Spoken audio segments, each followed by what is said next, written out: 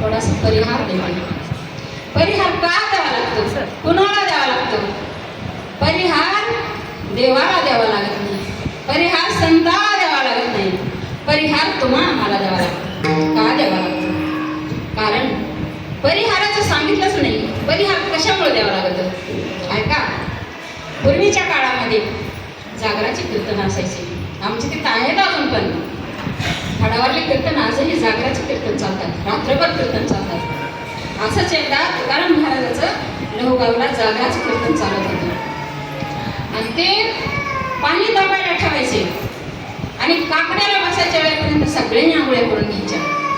पण त्या दिवशी नेमकं काय झालं महाराज, पाणी तर ठेवलं तापायला पण पाणी तापतच नव्हतं.